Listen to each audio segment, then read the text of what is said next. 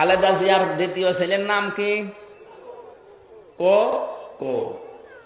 কয়কার কয়কার বাদ দিয়ে যদি শুধুমাত্র হর্ষকার দিয়ে দেন, এই কো কো, ওর দাদি যদি ডাক দেয় যার দাঁত নেই, কি বলে ডাকবে? কুকুর। বলবে কুকুর পানি নিয়ে আয়। আমার ভুলের জন্য আমি মাফ চেয়েছি, ক্ষমা চেয়েছি, সংশোধন করে নিয়েছি। আশা করছি আল্লাহ আমাকে মাফ করে দেবে।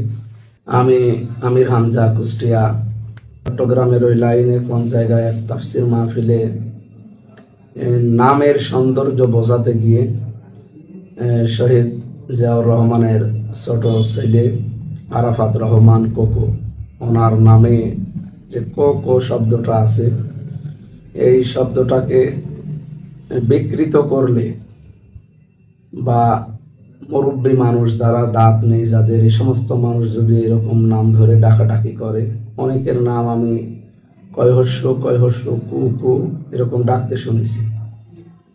এই সেই উদাহরণটা টানতে গিয়ে অনাকাঙ্ক্ষিত ভাবে আসলে চলে আসে 1-1.5 ঘন্টা 2 ঘন্টার ভেতরে কথা বলবে।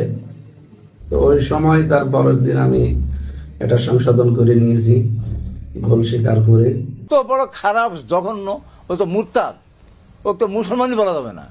একটা মৃত মানুষ, একটা সন্তান মারা গিয়েছে, একটা রাষ্ট্রপতি সন্তান, এত বছর পর তাকে বলতে কো কো কো যদি উঠে যায়, কু যদি লাগান তা কী হয়? কু কু।